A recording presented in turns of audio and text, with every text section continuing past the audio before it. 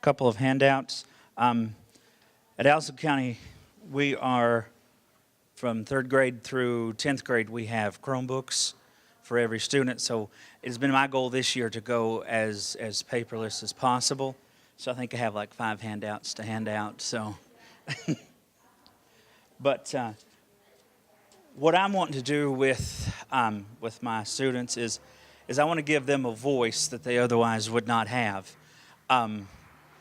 I want to develop an online magazine to where they can put their work into it.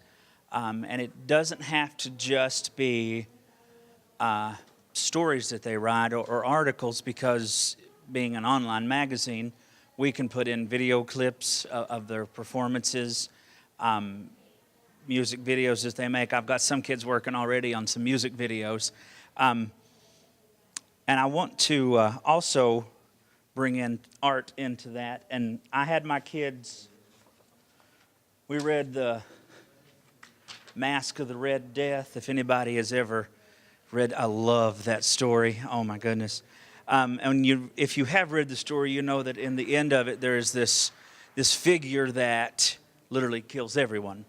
That's why the kids like the story. But they did some artwork that showed the plot, the final action in the story, which is the prince being killed by the Red Death, by the spirit himself.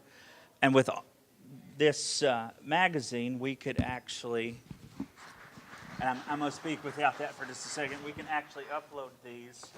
Let me get this one right here. Into the website and otherwise showcase their artwork that would normally just be hanging on the little corkboard strips outside of my classroom in the hallway. Now a lot more people can see them. And we worked on these for a total of 2 days. So I'm very impressed with what they got done in that time period. And I do want to show this one because it is absolutely wonderful. This girl said, "Can I take this stuff home and do this?" And I'm like, "Oh boy." And I said, "Sure." And this is what she came up with for the Mask of the Red Death. Besides hanging in the hallway at school, these children need to be able to display and get out to a larger audience what they can do. And I have a couple of facts I want to read for you, the stuff that we're going to do. Appalachian students and adult voices is overshadowed and often not heard.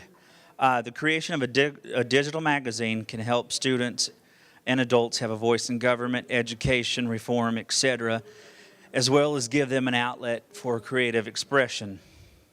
The data that we're going to collect is the number of hits on our digital magazine, the number of youth and adults that submit to the project, and the number of people reached outside of Kentucky by the hits that we get. The results for this year will be the baseline, and data will be shared at the Action Research Summit in the spring of 2017. The refinement of plan to gain valid and reliable data on success of a plan to enhance our digital magazine. In other words, the research that we're going to be doing is what people like the most, what people will actually read, and we're going to see what gets us more hits and how many people actually pay attention to this. There is one thing I want to read to you.